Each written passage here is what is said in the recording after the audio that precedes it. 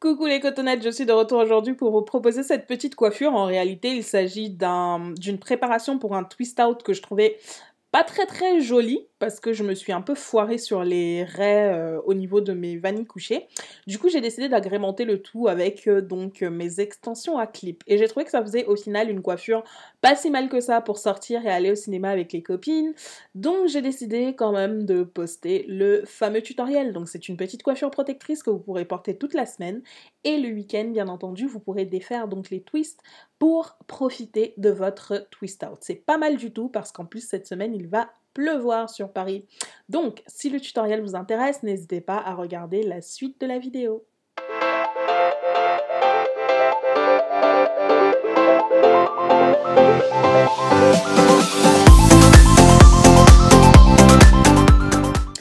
Alors, on va commencer sur des cheveux qui sortent tout juste du shampoing. J'ai fait un excellent shampoing, je les ai bien démêlés, j'ai posé mon masque, etc. Donc là, je les hydrate avec un leave-in conditioner. Les boucles sont parfaitement définies, ils sont plutôt volumineux aujourd'hui. Donc voilà, ça va, ils sont plutôt contents. Du coup, j'avais sectionné les cheveux en 4 portions. Généralement, je fais ça lorsque j'applique mon masque parce que c'est beaucoup plus simple ainsi et ça me permet de le rincer plus facilement. Comme mes pointes viennent d'être coupées, pour celles qui ne le savent pas, j'ai été couper mes cheveux dans un salon de coiffure. Je vous en ai parlé dans un article sur le Club des Cotonnettes, donc si vous cherchez une très bonne adresse pour vous faire couper les pointes et vous faire réaliser un super wash and go, n'hésitez pas à lire l'article sur le Club des Cotonnettes. Je fais ensuite une raie sur le milieu, je pense que c'est la seule raie de toute ma tête qui sera à peu près correctement faite. Donc c'est pas plus mal parce qu'en fait le twist out va masquer les autres raies lorsque j'aurai défait mes cheveux, donc on s'en fout un peu. Mais la raie du milieu, comme je vais porter mon twist out avec une raie sur le milieu, il faut qu'elle soit parfaite. Donc je commence à réaliser mes vanilles couchées. Je vais faire à peu près 4 vanilles sur chacun des côtés de ma tête. Si vous ne savez pas réaliser les vanilles couchées, j'ai un super tutoriel dessus, je vous mettrai le lien là quelque part pour que vous puissiez le regarder, pour que vous puissiez donc apprendre à réaliser vos vanilles. Je sépare les cheveux donc à l'aide de mon peigne à queue, je démêle mes cheveux à l'aide d'une Tangle Teaser, c'est vraiment une brosse excellente, donc celle-là est toute neuve parce que je vous ferai une vidéo sur les outils pour se démêler les cheveux qui peuvent vous ruiner la santé de vos cheveux dans quelques temps. Ça va venir.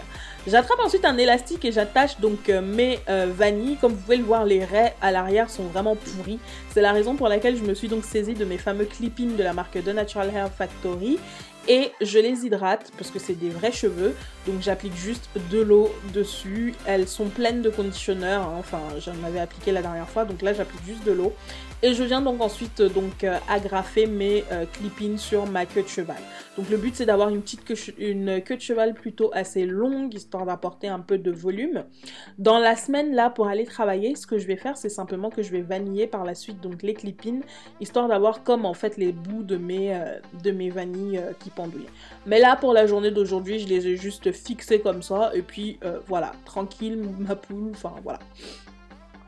Et littéralement, la coiffure est faite. Hein. Vous n'avez absolument rien d'autre à faire, à part essayer donc de masquer les tracks, donc les bouts de vos clip-ins. Ce que je fais généralement, c'est que j'applique donc mon clip-in, le dernier que j'applique, je l'applique à l'envers.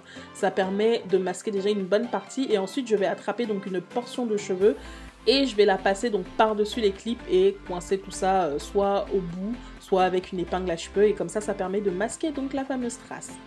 J'applique donc mon rouge à lèvres de chez Fenty Beauty, c'est le Stunna, le Lip Paint, histoire d'avoir un peu de couleur sur le visage. Je ne suis pas du tout maquillée, j'ai juste retracé mes sourcils au crayon très rapidement, mes boucles d'oreilles, et je suis prête à aller me promener. Si la coiffure vous a plu, n'hésitez pas à la partager, à reposter, à la refaire hein, sur vos cheveux. Je vous embrasse et je vous dis rendez-vous la semaine prochaine. Salut!